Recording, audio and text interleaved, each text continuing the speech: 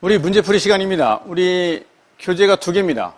교재가 2권이고요. 하나는 우리가 가지고 있는 예상문제집. 그 다음 또 하나가 지금 제가 있는 시크릿 노트야? 아무 상관없습니다. 여튼은 여기서 이론 정리하고요. 그 다음에 여기서 문제를 풀 건데, 시설결론 말씀드리지만 계속적으로 이해를 해야지 문제 많이 풀어서 도움이 안 돼요. 이거는 기술을 배우는 거니까 일단 기술도 배우고 그 다음에 우리 요것도 정리하고 그러면 과연 어디를 위주로 할 것이냐? 수업 끝나시면 이거는 그만 보시고 저랑 풀 거니까 이걸 보세요. 사기 싫으시면 그냥 기본서 보세요. 기본서 보셔도 됩니다.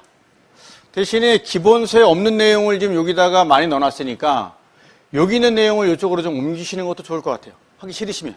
그러시면 이걸 보든 둘 중에 하나를 보셨으면 좋겠어요. 여튼간 내용을 좀 보고 문제 풀고 하나씩 가보시죠. 여튼 가보시죠. 우선 갑니다. 제가 제일 좋아하는 글입니다. 누구 썼는지 아세요 혹시? 죄송합니다. 괜히 얘기해갖고.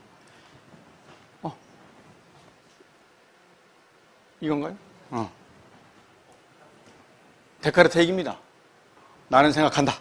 고로 나는 존재한다. 이런 뜻이거든요. 한번 그냥 고민해 보시고 그냥 쫓아가면 쉽지 않을 거예요. 문제풀이 강의가. 문제풀이 제로 했거든요. 원래 문제풀이가 그냥 기본 강의 같은 경우는 쫓아만 오면 되는데 문제풀이는 정말로 내용을 모르면 할 필요가 없어요. 죄송하지만 다른 과목 민법이든 회계든 그냥 그렇구나 하면 안 된다니까.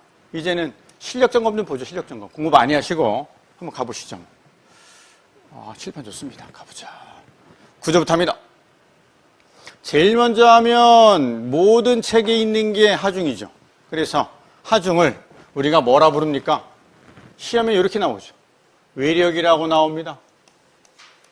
부재력이라고도 하고요. 지난번 나온 건 이거죠. 외력에 대해서 이러쿵저러쿵 하는 것을 하중이라 부릅니다. 라고는 맞아요. 그런데 외력에 대해서 단위면적당 1제곱미터에 작용하는 것을 무엇이라 부릅니까? 하중입니다. 이거는 X죠. 하중이라는 개념은 단순하게 톤이죠. 톤. 무게에 대한 개념이라고 이렇게. 왜? 고정하중, 자체의 중량. 그 다음에 활하중도 무게잖아요. 다 무게다 보니까 단순하게 톤이라고. 여기에 면적 개념 들어오면 뭐로 들어갑니까? 응력 또는 내력이라는 표현을 쓴다고요. 문제를 볼 겁니다. 다시 한번요. 하중인을 외력, 부재력이라고 합니다. 좋아요. 이건 단순하게 무게에 대한 개념 아니면 이렇게 힘에 대한 개념이라고요. 아니면 뉴턴이라고 이렇게. 그런데 여기에 면적 개념이 들어오면 제곱미터나 밀리미터의 제곱이 들어오면 거기에는 응력하고 내력이 들어오겠죠. 원래 이런 거 시험에 내면 안 돼요. 왜? 우리는 이론적인 내용을 내야 되니까. 일단 가보죠. 그러면 실제적으로 중요한 내용은 이런 거겠네요. 과연 장기하중의 정의는 뭘 거냐? 포인트는 요거. 하중의 변화가 거의 없어요. 항상 일정량에만 있고 또 하나는 요거죠. 하중을 나누는 방식은 여러 가지가 있을 겁니다. 지금 시험에 많이 나오는 거는 장기와 단기로 많이 나누죠. 기간에 따라서. 장기는 건물이 무너질 때까지, 단기는 때때로 10년이든 20년 상관없습니다. 무너질 때까지 때때로 이렇게 나누는데 좀 더 지나면 시험에 어떻게 나오느냐? 수직이냐 아니면 수평이냐 아니면 횡이냐 이렇게 나올 수 있을 거예요. 그런데 장기하중은 전부 다가 찍어 누르는 무게다 보니까 다 수직하중, 연축하중이죠. 조심하시고 문제를 볼 겁니다. 그 다음 고정하중 나눕니다. 사하중이라 부르기도 하고요. 그래서 요거는 많이 나왔죠. 건물 자체의 무게입니다. 자중이라 표현합니다. 그런데 요거보다는 더 중요한 게 계단, 그 다음에 그 옆에 고정된 거 이런 것들 다 고정하중에 포함됩니다. 그래서 요거의 포인트는 뭡니까? 문법에서 배우는 부착돼서 뗄 수 있느냐 없느냐, 부동성이냐 아니면 동성이냐 요 문제죠. 무조건 못 움직이는 거. 아니면 부착력에 의해서 이상 손상이 없이는 뗄 수 없는 것들을 다 우리가 고정하중이라고 부르죠. 대표적으로 얘도 포함. 지난번 나온 거. 마감재도 포함. 엘리베이터도 포함. 헷갈리지 마실 거는 손상되지 않고 뗄 수 없는 것들은 다 어디로 가더라? 고정하중을 하더라. 다 무게 나옵니다. 어떻게? 실제 상태에 따라서 다 무게에 대한 내용입니다. 그래서 밀도, 단위 최적 중량, 조합 중량 등등을 상응하는데 지난번 나온 건 이거죠. 철근 콘크리트 단위 최적 중량이 2.4톤.